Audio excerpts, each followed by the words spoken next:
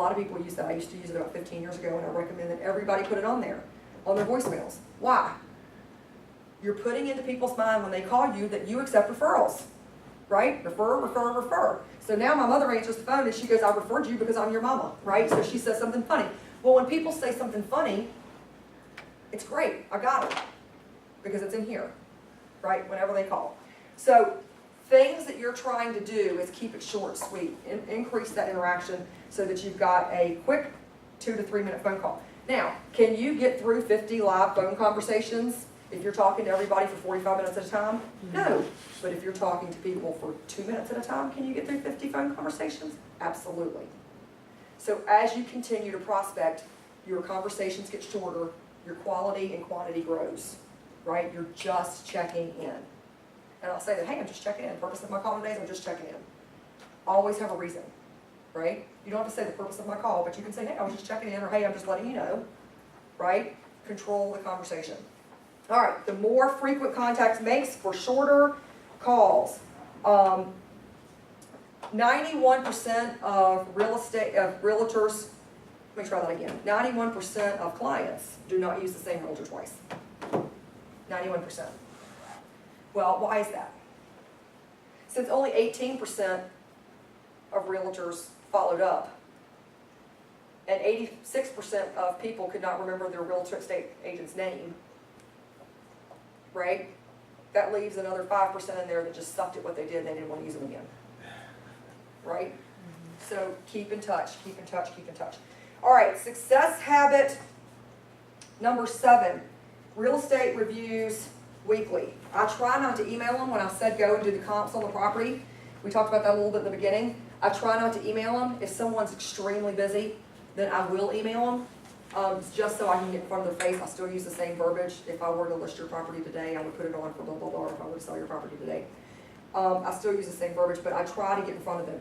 I mean, I do a coffee day. I try to do it once a quarter, but I do it every time I roll out Ninja. I will plan one day in a certain area. So I will go to Reston Town Center and I will be there for like 5 hours. And I will walk into Starbucks and I'll call everybody that works in the surrounding area of Reston and say, hey, I'm going to be in between appointments between 9 and 9:20. You want to run over and get a quick cup of coffee? I've only got 20 minutes.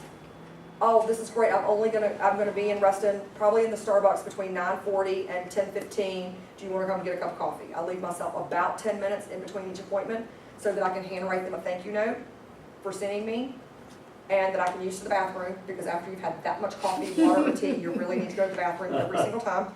And that way, if anything moves over, blends over, you've got time to kind of cut it off before your next appointment comes in. I will stack at least 15 plus clients back to back like that, just to get them in, right? You're spending time with them, they're meeting you. It's kind of like this clandestine, let's go meet for 15 minutes and run out the door. People don't do it often, so they're highly successful. I give them the real estate review. Hey, just letting you know, I ran a quick comp on your property. Lots of great inventory out there. Inventory's down. Right now, I say inventory's down 24%. If I were to list your house today, you'd have an offer probably in about 15 days, and you'd be priced around this, right? Because now they're saying, that house that was underwater before, I can now sell and get value back, right? Now I can afford to sell.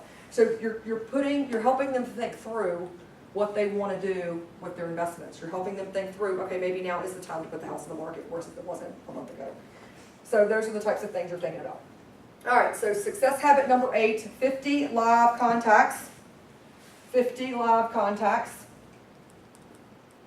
More face-to-face, less voice-to-voice. More face-to-face,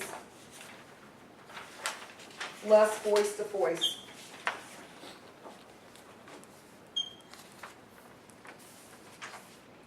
All right, now we're going to do a law of procession. I need 3 people. What? I need 3 people. To do what? Come up. All right. One more. Come up. You're up. You going? Who's going? I'm not going. All You're right. going. All right. So bodies tend to operate each other at 90-degree angles. Okay? So stand in the line. Put your hands together like this. Like you're going to put your hands together like this. Stand in the straight line. Yep, stand in the straight line. Whatever. Okay. Y'all just have to get in the line. All right, put your hands together. Hand to hand. Oh. Hand to hand. All right. Mike, I want you to push. Nobody else push. Nobody else pushed. What's happening? They're moving, right? All right, Sorry. as you knock her over, she's like, I know. What did you immediately do though when I said that? I said, Mike, push. Oh, yeah, it was. You immediately push back, right? Uh-huh. So people operate against each other automatically, right? But you want to be in an ebb and flow. You don't want to be in a bounce off each other or knock her down thing. So hands back up. You can knock me down. No, all right, but everybody push together. Okay, Push push together. together. Everybody push, Oh. everybody push. Now think about it. Everybody only push the right hand. So, He still pushes left. What? I'm- He's like, no, okay, but do you see the difference in the way people are moving? It's a very simple exercise, but when people are operating in flow, they all move together, and when they're not, they stand up straight, or somebody falls off the deep end, right? Does that make sense? All right, No, it made no sense. it made no sense. Why doesn't it make sense?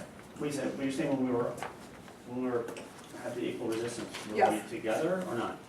You were together, Uh-huh. you weren't bouncing somebody off of you, Yeah. but you were together, but when you all went to the left, you all kind of went together. Okay. Right? So you want to make sure that you're ebbing and flowing, not so that people are falling off the deep end. And what does that look like in real life? In real life, we'll talk about it. Okay. We're going to do it right now. All right, face to face. Do you get voice intonation over text? Do you get voice intonation over email? No. You get emojis. You get emojis, yes. I have a father who is just about as blind as he is deaf, but he insists on writing in capital letters so that he can see it better. Every time he sends me an email, no matter what kind of mood he's in, what do I feel like? He's yelling at me, right? So think about, when I talk about the ebb and flow, think about your communication styles. Soft, non-harsh, meaningful, together, ebb and flow. So, voice to voice, can you hear someone smiling through the phone? You can. How many times have you been told when you make phone calls to smile when you're talking? And if you haven't been told that, you should have been. The first thing you do when you look at energies, look at your energy for the day. You've got high energy, you've got low energy. Do you want to make calls here, or do you want to make calls where your energy's low? Do you want to sound like Eeyore? No. Right? Hello, I'm calling today. How are you? I guess everything's fine. Does that sound like somebody you want to work with? No. But if somebody calls you like, I'm having a fantastic day. How are you having? What kind of day are you having? Do you think I care?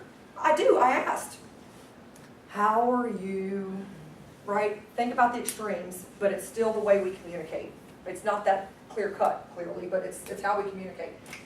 You want to operate in the high, not in the low. If you operate in a way where you are in low energy and someone else is in a high energy, are you going to ebb and flow, Mike? Are you going to ebb and flow? Or is that person going to go, oh my God, I can't talk to him, he's Eeyore. Right. Right? And vice versa, if that person's up here and the person you're talking to is down here, are you going to overwhelm them? Right? Mirror the energy, mirror the communication style of the person you're talking to. Right? So if someone's here, I can't tell you how many times I go on appointments and I'm like, da-da-da-da, and I'll see the person go, ooh, and I'm like, okay, back it down, right? We have to back it down. We have to be the chameleon. That's what our job is. We have to be the chameleon. So communicate with people the way they want to be communicated with the energy level, so that we are ebbing and flowing with them and not bouncing them off in the other direction. So that's the real life application thereof. All right, success habit number 9. And remember guys, we are covering, I am hitting snapshot of a 9-week course in this 1 hour. So a lot of this stuff, I'm just giving you the high points and not giving you the detail on it. All right, success habit number 9. Review your database for contract matches weekly with your newsletter monthly. Do you want to keep sending out a newsletter to someone that you haven't talked to in 6 to 8 months? No. Maybe. Some people say no, some people say yes, some people say maybe. That's your business decision to make, right? But I would tell you that if you haven't talked to them in 6 to 8 months, you need to pick up the phone and find out why. See what's going on with them. I talked to one guy I hadn't talked to. I reached out several times, sent him a newsletter, never heard back. Sent him emails, never heard back. Saw him on Facebook late one night. Reached out to him and said, hey, I'm just checking in with you. I haven't heard from you for a while. And something's just told me that something's not right, and I just want to check in to make sure you're okay. Come to find out, he was in a really bad space. He'd lost his job like 9 months before. They hadn't made a mortgage payment in about 8 months. He was in a bad place, didn't want to tell anybody, right? He was embarrassed. But if we don't know our people, we're not going to know when we should interfere and when we shouldn't, right? Or when we should push and when we shouldn't. You got to know your people. All right. Focus on activity, and production will take care of itself. Action is always your answer, guys. Action is always your answer. If you do nothing, you will get nothing, right? What holds us back?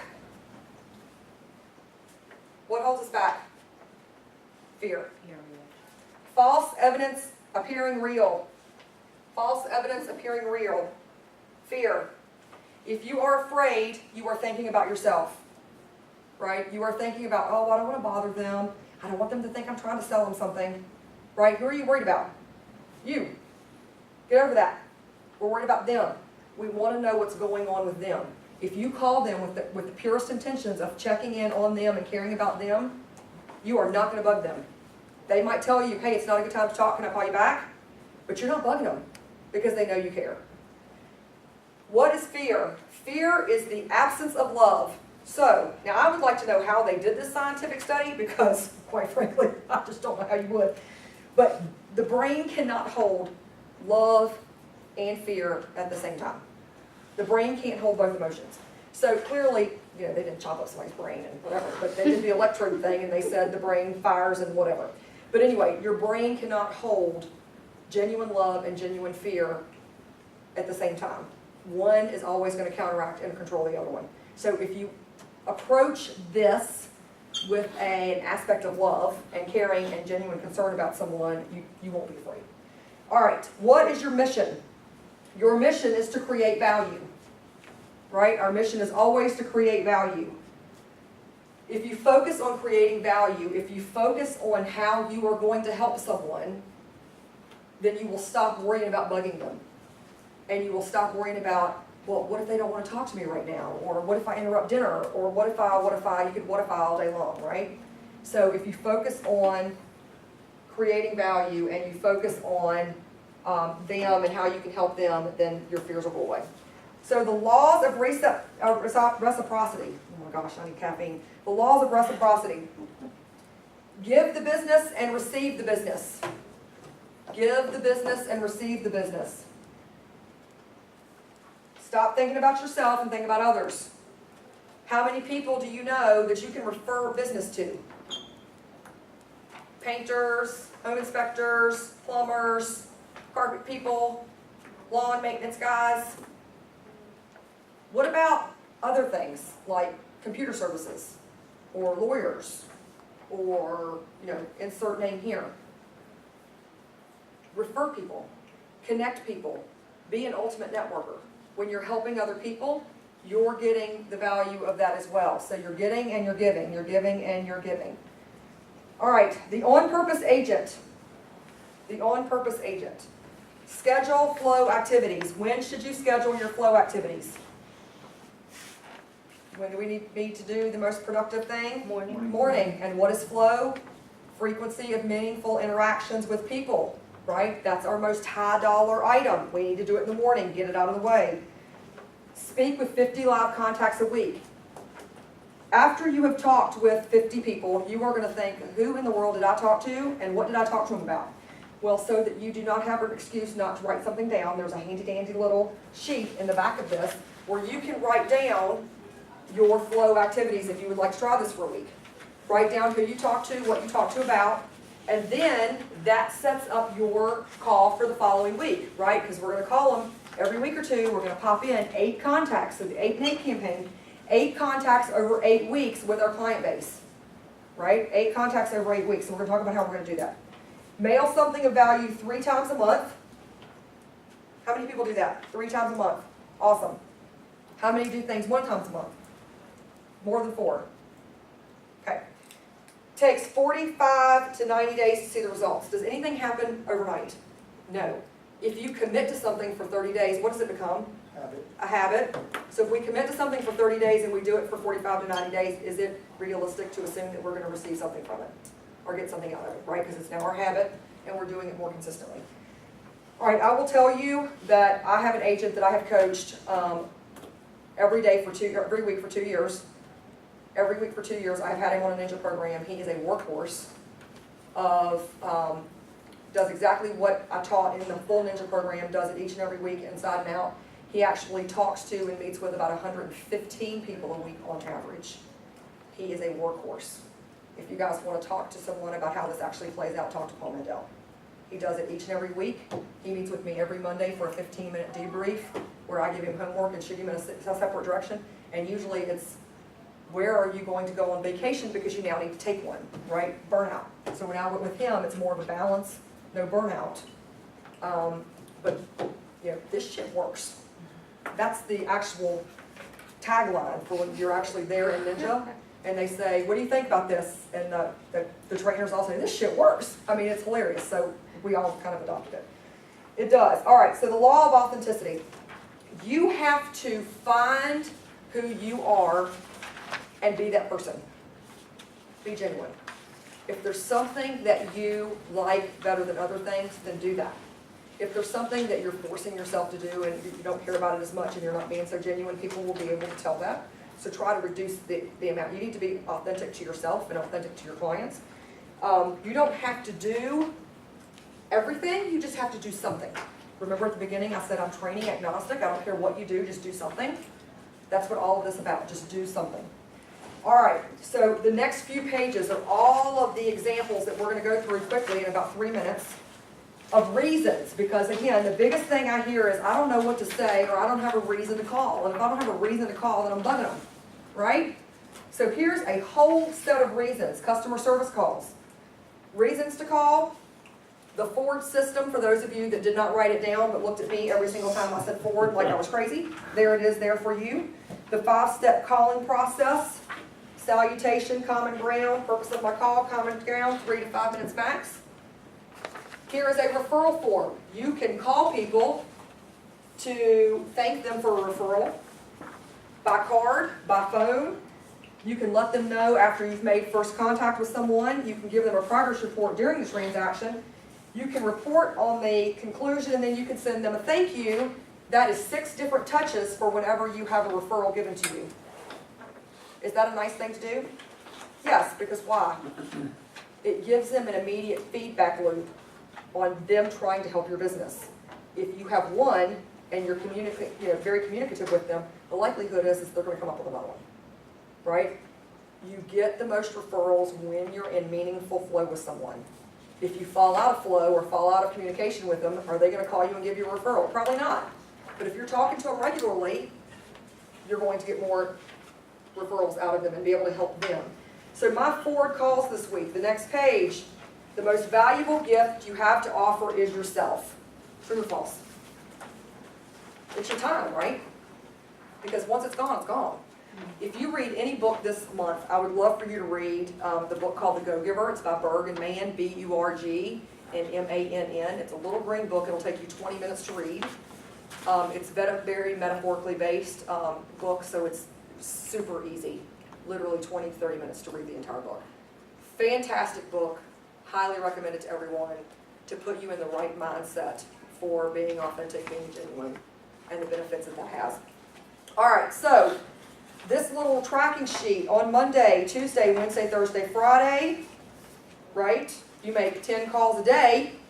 You talk forward, you jot down quick little notes about your conversations, and now you have this sheet ready that you can put in your database on what's going on with people, but also you have a reason to look back next week and go, oh, I talked to Susie on Friday. Susie told me they were going to the circus. Let me call them the next following Tuesday to see if they had a good time, right? Base is your next call. Personal notes, next page. Your 10 personal notes for that week. Who did you talk to? What did you say in the note? There's your log for your notes. Why is it important to keep a log for your notes? You will send the same note to the same people multiple times over, and then some people will not get a note at all. because you will think about the people that you talked to most recently and they're in your head. You need to go back to the people that you haven't talked to. That's why looking at your database is so important. Track your appointments, right? You don't need to use these sheets. I'm giving you visuals on the things that you can think about to keep yourself systematized, right? All right. These people will probably want to buy or sell real estate this year, right? So here are your water cooler warm list people. Remember, 20 or 25% of your database should be on your warm list. Here are the people that you can look at, compare them to your database, and see who falls out of the people that would probably want to buy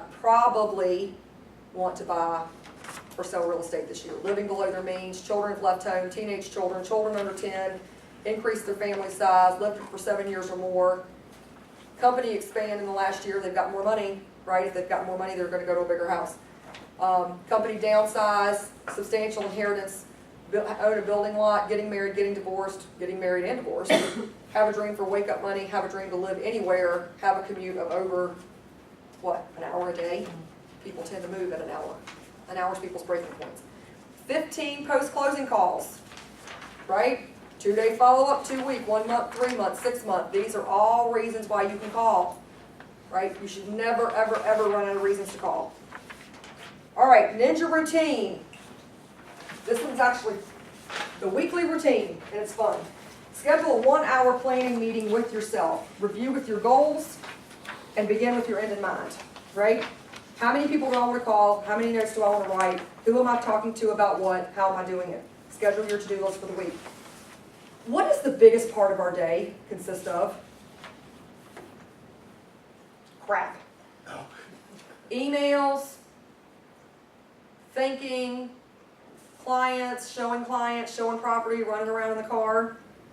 We're spending the largest part of our day on our least profitable activity.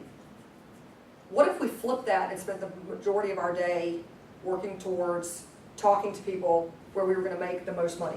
Because our highest hourly rate earner is prospecting, right? Versus minutia. And we got to do this other stuff, but we can do it in a smaller capacity or do it while we're prospecting, right? Instead of just spending all the time doing this and don't do any of this. All right, schedule time to exercise each day. Clear your mind, pound the pavement, beat something up, whatever you do for exercise. Get to the office by 8, schedule 2 real estate reviews, 2 hours of customer service calls, 2 hours for other calls, 10 notes, 2 lunches, 2 1-hour sessions for paperwork cleanup, right? Build in some administration time to do your paperwork, schedule to review your customer list, visit with 50 people this week, forward, listen for pain and pleasure, build your mailing list of people you know to a minimum of 200. Who's at 200? What does 200 people equate to your annual income? 200,000. $1,000 a person, right? Remember in the beginning we said $1,000 a person? All right, and then some more. Ninja Flow ideas. All right, Ninja Flow. The 8 and 8 campaign is all about flow. Flow is meaningful interactions and frequency thereof. We talked about the fact that we need to talk to people 3 to 4 times a month, right? The 8 and 8 campaign is 8 touches over 8 weeks. Do you see how this stuff's all flowing in together? Okay, we're repeating the same thing over and over. I'm getting it in there in a short period of an hour. All right, 8 touches over 8 weeks. So let's go through. Let's say that I am going to set my database up that I'm going to do 8 and 8 campaign with 50 people this week. And I'm going to do the 8 and 8 campaign. I'm going to start it over with another 50 people next week. I will stagger my database because there's no way I can physically meet with 100 people in 1 week, right? I will stagger my database. And then I will take my top 50, my next 50, my next 50, and my next 50. So I'll split or I'll do like 75, 75 in the remainder. But the first week, I will make a phone call to all those people. Hey, how you doing? Forward, right? Salutation, forward, purpose, forward, 2 minutes. How you doing, how you doing, how you doing, how you doing? I'm going to pump those people through. When I get off the phone, I'm going to write a note, handwritten note. It was so great talking to you on the phone. Can't wait to catch up next week when we meet for our coffee date, whatever, right? Because I'm going to schedule an appointment 2 weeks out. So I have now I've talked to them on the phone. I have started scheduling appointments. I've written them a handwritten note for great talking to you on the phone. I put the appointment time in my calendar. So week 1's a call, week 2's a note, week 3's an appointment. I am now handwriting them a note when I leave the appointment to say, it was so great seeing you, let's catch up again soon. So now that is a call, a note, an appointment, and a note. Right? That's 4. I schedule my hard copy newsletter that the company gives out every month. I take off Scott's picture, put mine, take off Scott's signature, put mine, make my little section relevant. Because one time he said something about going to Hawaii and I didn't check it, I sent it out, and we were like, where'd you go to Hawaii? And I was like, shit. Yeah, so, don't do that. But the content's already there. The art and the science is already there, right? The numbers are there, the recipes are there, everything's there.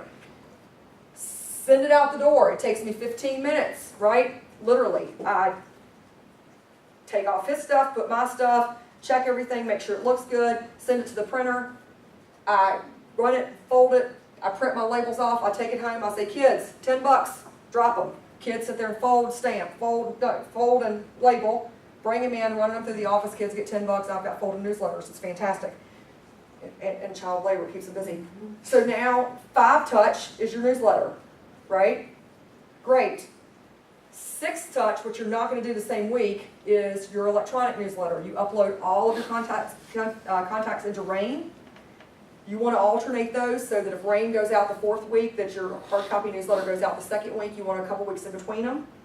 But that's 2 touches. So if you do nothing, if you make no phone calls and you meet with no one, you should do your electronic newsletter and your Rain newsletter, which is the electronic or the hard copy.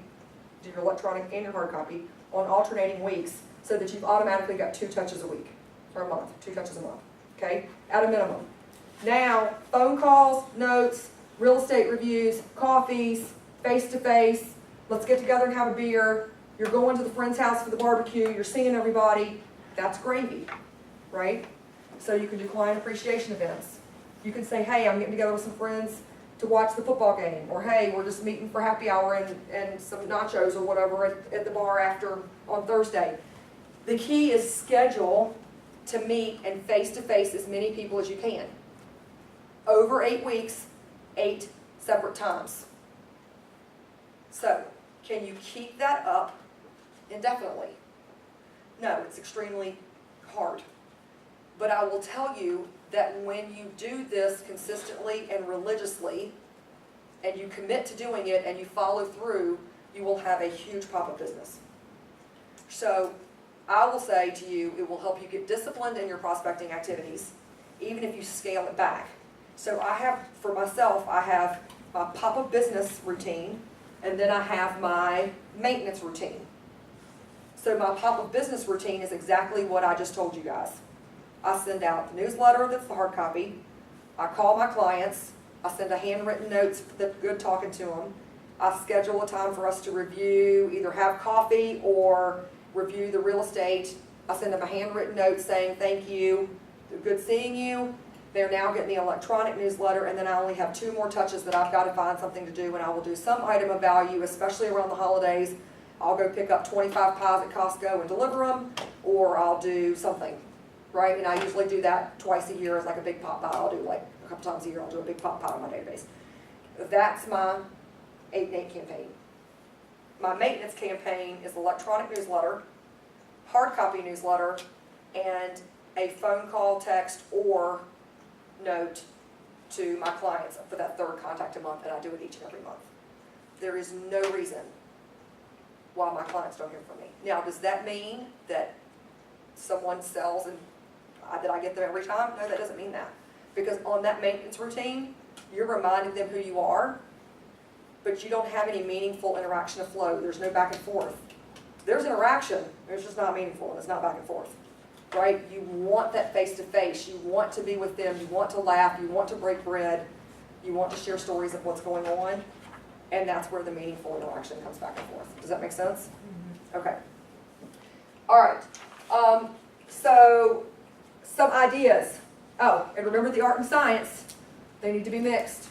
Fluff and hard facts.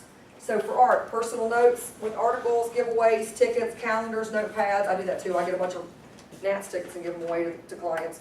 Notepads, ice cream, coupons, gift certificates, car washes, feel-good quotes, blah, blah. Discount cards, support your local youth leagues. The schools do them, the sports teams do them, they get a bunch of the discount pizzas and whatever. I always buy 10 of them and send them to my clients that live in that area. It's a great pop by, it supports the school and it's a tax deduction, right? Think about that. Client parties, Taco Tuesdays, meetups that people do, science stuff, just listed, just sold, maps, statistics, brochure information, head of household discounts when things like that change for the IRS, military discounts, whenever anything IRS related changes, tax law changes, you can send that out. Anything that affects community, transportation, lifestyle, you can send those out. And then your goal, the last sheet's fun facts. Your goal is that when you are working with a client, without having to ask the client, hey, fill out this form for me of fun facts, you should be able to have enough meaningful interaction with them where you have gotten this information from them. That goes into your database so that when your children have birthdays, you can send a birthday card to their children, right? Who does that? What real estate agents do that? When it's their anniversary. Joe, just letting you know, it's your anniversary tomorrow, don't forget, right? Just as important as, Jen, it's your anniversary tomorrow, don't forget. I would pay somebody to call me and remind me that it's my anniversary because I am such a guy, I never remember. So these are important things that you can do. You can schedule for your calls to call so-and-so and remind them it's their birthday. Instead of Facebook where you see people's birthday, today is so-and-so, so-and-so, and so-and-so's birthday, instead of writing happy birthday, pick up the phone and call them. Or send them happy birthday and pick up the phone and call them because then you hit them twice, right? Think about being on purpose, be visible, be strategic in how you're interacting with people. Don't just get off on the easiest way to do it, right? Because it's real easy to say happy birthday to somebody on Facebook and not having to put any effort into it. Put effort into it, guys. It'll pay back. Put effort into it. All right. Local restaurant, local sports team, favorite sports teams, things like that. Very, very important because then if you need to send them something, you've got kind of something to go off of. You can send them something meaningful to them if you do something along those lines. All right, so that is a 2-hour session over, like I said, 9 times broken down into one quick hour and 10 minutes, I think we've been going. So what questions do you have? Are y'all brain dead? It's hot in here, guys, I'm sorry. What was that, rain system you were talking about? The what? Rain system? The RAIN system. RAIN, R-R-E-I-N, sit down with Jennifer and bring your emails for your contacts. Spell it. R-R-E-I-N. It is a RIS media system that we pay for at Gateway that's included for you guys for no charge. And we have, as an agent, you should be in that system getting emails to you once a month or once a week that you can take the articles and post them on Facebook or send them to clients that are meaningful and send out. For you as an agent, when you put your database in there, it will take your picture and your contact information and it will send a letter once a month to your clients branded to you.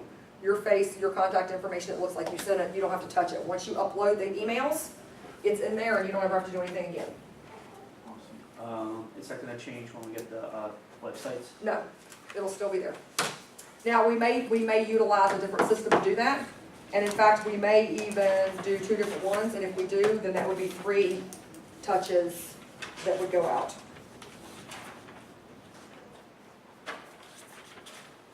Anything else? Questions? Concerns? So, are we gonna continue the modules with this, or? We will, so probably, let's see, we are going in October, September, we'll be back in October. I will probably wait until after the holidays because you need to do them all back to back to keep everybody on the same path. I will probably wait till late January to roll out a full Ninja, and then we'll do 9 weeks back to back. Every Friday, it'll be here every Friday from 10 to 12 once we do it. And we usually have anywhere from 15 to 40 people that do the class together. My only request is that when you commit to it, you commit to the entire program. Don't show up for like 3 classes and then not come back. You won't understand the program. It won't make any sense to you. What are the other topics? There is the first couple of mindset. The first one is actually the brain and how the brain works. So it's kind of a really scientific one. Second one's mindset and how you get into the mode of being grateful and what you have to do and how you kind of have to shape your thinking and why it's important. The third one is this the third one? No, this is the fourth one. Third one is business, fourth one's flow, fifth one is, the buyer process, the seller process, negotiation, customer-centric business planning, and the mission, and creating your own mission. And taking it forward. So out of everything we talked about, we went over it really quickly, and I get that. How many of you think that this is something that you could even do a piece of or commit to the whole thing for a period of time? Awesome. Who's actually going to do that? It just seems Try is overwhelming. operative, that's awesome. It seems overwhelming to, in my mind, to get it set up so that you can track everything that you're doing, so you're not double doing with one person. You know, it just, to me, it's overwhelming. Yeah. I think, okay, how do you get organized to even start? So, all right, so here's how I do it. I will actually print my database, and I will dump it into an Excel spreadsheet. And I will figure out who my first round of things are going to. And I will literally have names, and then I'll have columns. Okay. And my columns, I'll shoot up and put notes, calls, reviews, hard copy newsletter, rain newsletter. I'll actually label what I'm planning on doing for that 8-week period with them. And then once it's already set up, so I know rain's gonna go out, I'll mark that one off. I'll know when I do my hard copy newsletters, this is who I'll send it to everybody, both sets, first weekend, second week, or all 4 of them, whatever, and I'll mark those all off. So that I know who I've got going in the cycle at any one point in given time. And you'll find that the people you put in your first set are the people that you tend to interact with the most anyway. So the first set's really easy because you tend to interact with them, you like them, you talk to them, they're really your favorite people. The second set are people, oh, I haven't talked to them for a while. It would really be nice to talk to them. The third and fourth set are a little tougher because those are people that are in your database, but that you might not have done business with for a while, you might not have talked to for a while, you may not have anything in common with them. You may have just grown in your separate ways. It's a little bit harder to get back in touch with them and make that connection. And at that point, you've got to decide, should this person be on my list or is this person just on my list because I need people on my list? So you really have a good